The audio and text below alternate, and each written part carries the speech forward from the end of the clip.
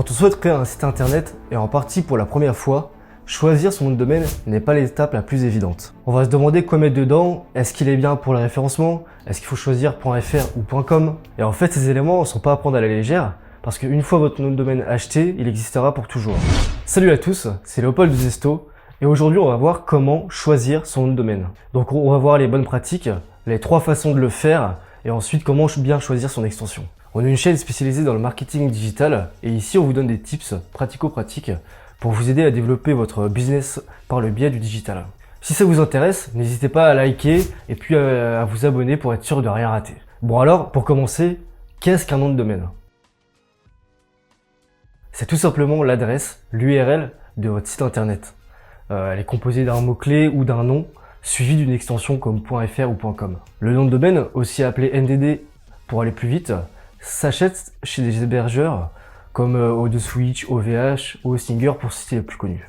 À présent, on va voir quelles sont les caractéristiques clés d'un bon nom de domaine. Pour commencer, il faut que votre NDD soit lisible, pas trop long et cohérent. En fait, il faut que vos prospects puissent s'en souvenir au point de pouvoir le taper dans la barre de recherche.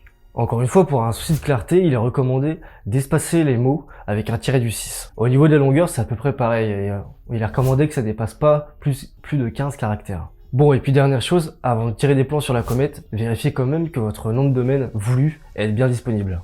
Pour vous donner mon avis, si par exemple, bon, j'ai n'importe quoi, vous souhaitez acheter le nom de domaine click.fr et que click.com est déjà acheté et le site est bien référencé, je vous conseillerais d'aller vers un autre nom de domaine pour éviter tout malentendu.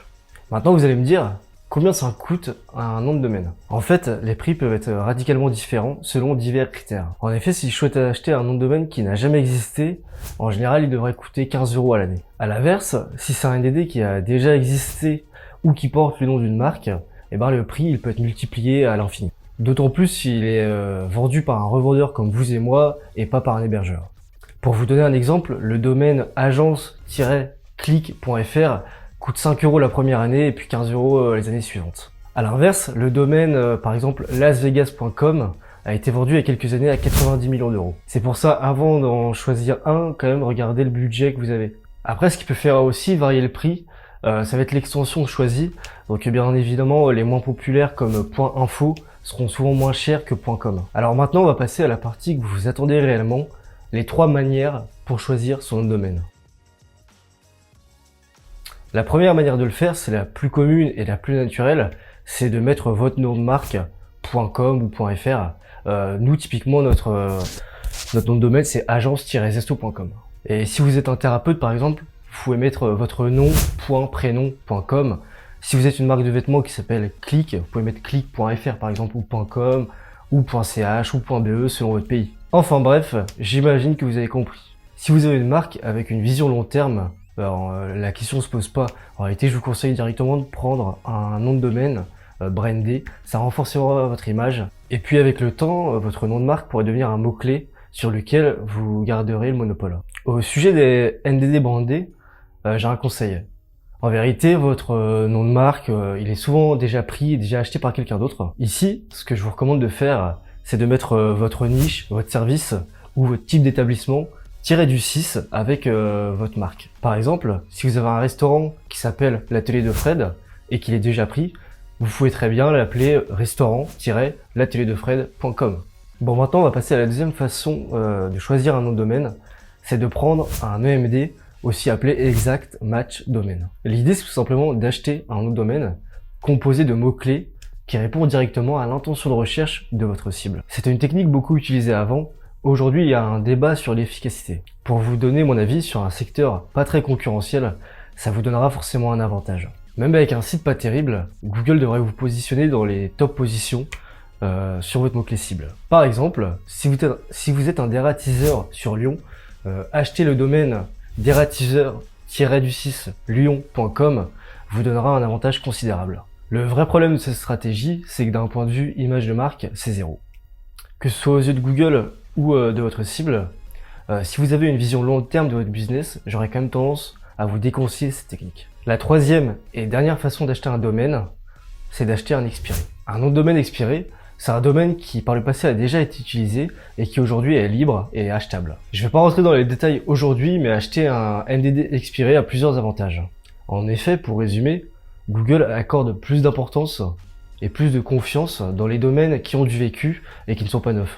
Donc, vous devriez avoir des résultats plus rapidement. Pour le formuler autrement, les pages de votre site devraient se positionner plus facilement et plus rapidement sur les mots-clés que vous allez cibler. De la même manière, l'avantage d'acheter un NDD expiré, c'est que si vous l'avez bien choisi, il devrait y avoir des choses plutôt intéressantes dessus, comme des backlinks de qualité ou une autorité thématique plutôt poussée. Dans cette vidéo, je ne vais pas vous expliquer comment bien choisir un nom de domaine expiré, comment ne pas se faire avoir, étudier les métriques, etc. Mais si c'est un sujet qui vous intéresse, n'hésitez pas à laisser un commentaire et on pourra vous faire une vidéo à ce sujet. Il existe des plateformes de confiance pour les acheter, pour citer les plus connus comme Kifdom ou DomExpire. Bien sûr, comme d'habitude, je vous mets tous les liens dans la description. Mais faites attention avant d'en acheter un quand même. Ne pas vous faire avoir avec des métriques qui sont pas terribles, ou alors de tomber sur un site qui a été blacklisté par Google. Maintenant qu'on a vu les 3 manières pour choisir un nom de domaine, je vais vous expliquer comment choisir votre extension, aussi appelée TLD. Il existe différents types d'extensions. Bien entendu, les plus connues sont celles qui sont classiques comme .com ou celles qui sont géographiques comme .fr. Pour commencer, il y a les extensions classiques. Pour citer les plus connus, .com, .net, .org. Elles ne vous limitent à rien. Et puis si vous avez un site classique, je vous recommande de passer avec le .com parce qu'il a une dimension internationale et il inspire confiance. Ensuite, il y a les extensions géographiques comme .fr pour la France, .ca pour le Canada, etc. Elles peuvent être particulièrement intéressantes si vous ciblez un public spécifique dans une zone bien définie.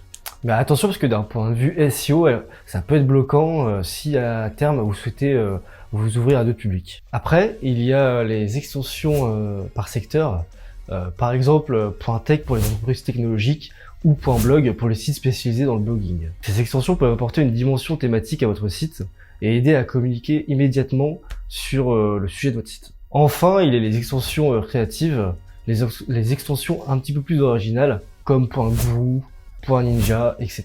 Bien que ces extensions puissent ajouter une touche d'originalité, assurez-vous quand même que ça corresponde à l'image que vous souhaitez renvoyer. Et enfin, qu'elles soient faciles à mémoriser. Si vous avez le moindre doute, n'y allez pas. Pour finir au sujet des extensions, j'ai un conseil. Si vous achetez un domaine .fr, je vous recommande d'acheter le .com également. Ça vous coûtera 10 € en plus à l'année et ça vous assure de garder le monopole sur votre nom de marque. On arrive à la fin de cette vidéo. J'espère qu'à présent vous en savez un petit peu plus sur les noms de domaine. N'hésitez pas à liker, à vous abonner et puis à poser toutes vos questions en commentaire. D'ailleurs, si ça vous intéresse qu'on fasse une vidéo, comme je le disais plus haut, sur les noms de domaine expirés, n'hésitez pas également à le mentionner en commentaire. Moi, je vous souhaite une excellente journée et puis je vous dis à très vite.